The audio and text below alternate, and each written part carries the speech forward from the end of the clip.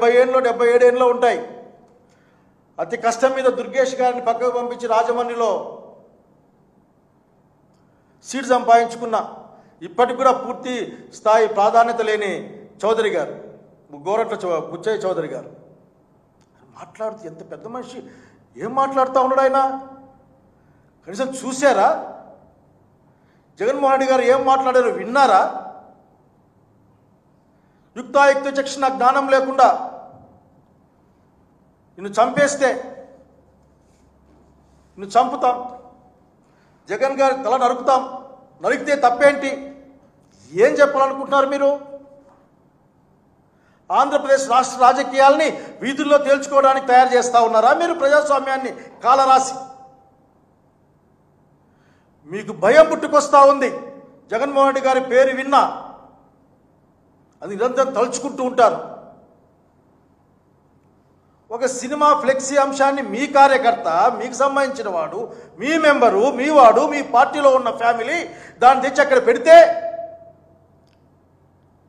దాన్ని అదునుగా ఆసరాగా తీసుకొని మీరు ఇంత కాన్స్పిరసీ వార్తల్ని కాన్స్పిరసీని స్ప్రెడ్ చేస్తూ ఉన్నారే. మేము అడగకూడదా మిమ్మల్ని? ఈ విధంగా అనుమానం మొదలైంది అందరికీ కూడా. జగన్మోహన్ రెడ్డి గారి పర్యటనలకి రక్షణ ఉండదు. Z+ కేటగిరీ రక్షణ ఉండదు, ఎక్కడేసి రక్షణ ఉండదు. మిర్చాడుకు పోతే వదిలేస్తారు, తెనాలికి పోతే వదిలేస్తారు, పొదిలికి పోతే వదిలేస్తారు, ఎక్కడికి పోయినా వదిలేస్తారు, చురికి పెళ్లికి పోయినా వదిలేస్తారు. రాప్తార్ లాంటి ప్రాంతం అయితే ఆఖరికి ఆల్మోస్ట్ దాదాపు అభిమానం అన్నది హెలికాప్టర్ పగిలిపోయేదాకా వచ్చిందని మాట్లాడుకుంటూ ఉన్నాం మనం. మీరు ఎట్లా కేసులు పెడతారు వాళ్ళ మీద? మీ యొక్క దాంట్లో వచ్చిన మాటే ప్రతిపక్షాన్ని, జగన్మోహన్ రెడ్డి గారిని భూస్థాపితం చేస్తాయని ముఖ్యమంత్రి గారు తన స్థాయిని తగ్గించుకునో మర్చిపోయో, లేక కేవలం రాజకీయ నాయకుడిగానో, లేక తెలుగుదేశం పార్టీ అధినేతగానే భావించి ఆలోచించి ప్రతిపక్ష నాయకుడిని భూస్థాపితం చేస్తాను, నేను భూస్థాపితం చేసే మార్గంలో ఉన్నాయని చెప్పిన దానికి ఈ కుట్రలో భాగం కాదా? కాదంటే మీరు ఏం సమాధానం చెప్తారు?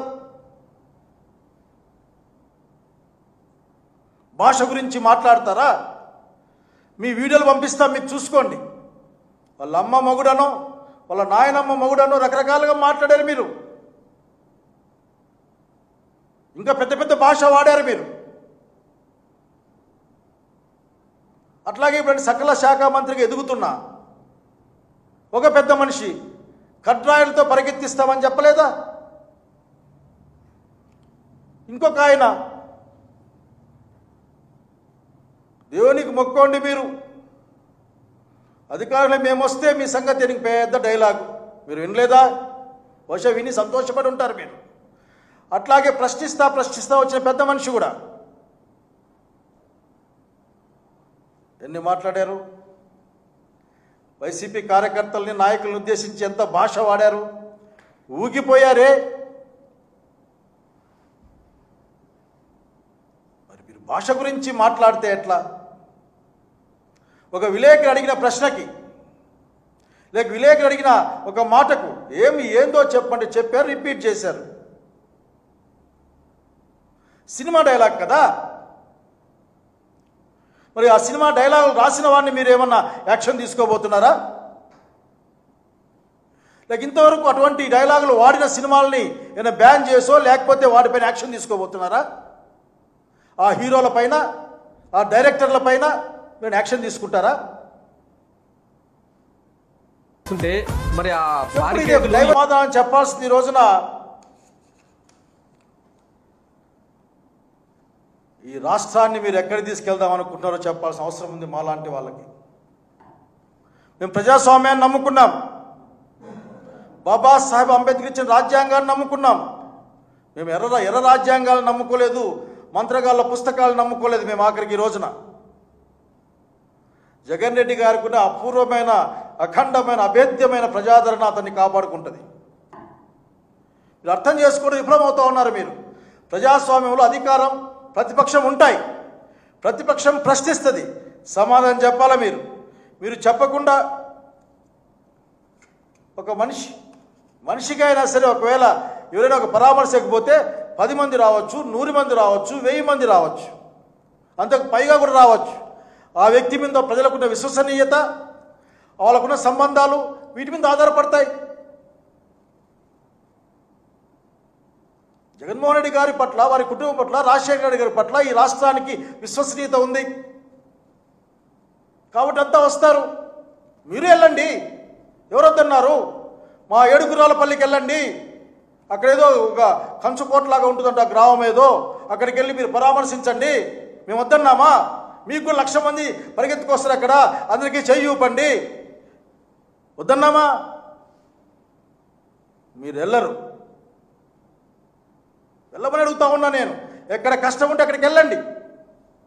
పోలీస్ స్టేషన్లో కంప్లైంట్ ఇస్తే 5 రోజుల తర్వాత కుళ్ళిన శవంలాగా వచ్చింది ఒక ఆంటపులో ఇంటర్మీడియట్ అమ్మాయి.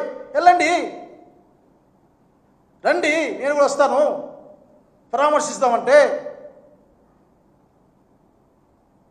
చౌదరి గారికి బహుశా 77 ఏళ్ళు. 77 ఏళ్ళకి ఆయన ఏం ఆశిస్తున్నాడో నాకు తెలియదు. బహుశా ఏదైనా పార్టీలో గుర్తింపు ఆలోచిస్తున్నాడో, లేకపోతే కోల్పోయిన ప్రాభవాన్నో, లేకపోతే ఇంకోటి ఏమైనా ఆలోచిస్తామో నాకు తెలియదు. కానీ ఏం భాష? గోదావరి జిల్లాలో ఒప్పుకుంటారు అనుకుంటా ఆ భాషను ఏమైనా? ప్రజలకు మేలు చేసి, ప్రజల కష్టాన్ని తీర్చి మీరు మీ అధినాయకుని దగ్గర మెప్పుది పొందండి. కానీ ఇటువంటి ఒక జుబుక్సాపరమైన పనులు వద్దని నేను ప్రత్యేకంగా గౌరవంగా తెలియజేస్తా ఉన్నా. నేను మీరెట్లా అదేదో సెక్షన్ 30 అంటా ఉంటుంది, దాన్ని ప్రత్యేకంగా మరీ మాట్లాడుకుందాం. ఆఖరికి పోలీస్ యాక్ట్ 30 అని. పోలీస్ యాక్ట్ 30లో అసలుకి ఐ కెనాట్ అండర్స్టాండ్ దేని ప్రాబ్లం. అది ఒకరోజు మాట్లాడుకోవాలి, అది రాష్ట్రం అంతా మాట్లాడుకోవాలి. ఇప్పుడు రెంటప్పాలలో అరెస్ట్ చేసుకున్న పాపం ఆయన చనిపోయిన కుటుంబం పైన కూడా నువ్వు కేసు పెడితే, బెదిరిస్తే ఏం చెప్పాలనుకుంటారు మీరు మాకందరికి, రాష్ట్రానికి? కబడ్దార్ మీ సంగతి తెలుస్తామని చెప్పాలనుకుంటా ఉన్నారా? మీరు బెదిరిస్తారు. పెద్ద మనిషి, పెద్ద ఆయనే, ఆ కూటమికి నాయకుడిగా ఉన్న చంద్రబాబు నాయుడు గారే భూస్థాపితం చేస్తాను, నేను భూస్థాపితం చేసే ప్రాసెస్లు ఉన్నా అంటే కింద వాళ్ళు ఏం మాట్లాడతారు? ఇంకా ఏం ఎక్స్పెక్ట్ చేస్తాం? పెద్ద చెఫే ఆఖరికి ఇంత ఉప్పు పడేస్తే కింద చిన్న చెఫ్ గురించి ఏం మాట్లాడగలను నేను? కానీ మీరు చెప్పాల్సిన సమాధానం లేదంటే ఆయన అంత పెద్ద ప్రెస్ మీట్లో, అయ్యా రైతు భరోసా ఏ పేరన్నా పెట్టుకోను, దాని అన్నదాత సుఖీభవన్ పెట్టుకో, రైతు భరోసా ఎప్పుడు ఇస్తావు? ఈ పొద్దు ఇవ్వాలా? ఈ పొద్దు పడాలది. దాని గురించి మాట్లాడు. ఖరీఫ్ ఆల్రెడీ స్టార్ట్ అయిపోయింది.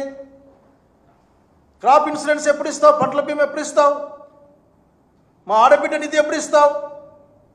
పాపం ఉద్యోగాలు లేక మీరు ఉద్యోగాలు వస్తానే ఉన్నాయి. ఆఖరికి లక్షలాది ఉద్యోగాలు ఆకాశంలో ఉన్నాయో, భూమి మీద ఉన్నాయో, నీళ్ళలో ఉన్నాయో అర్థం కాని పరిస్థితి.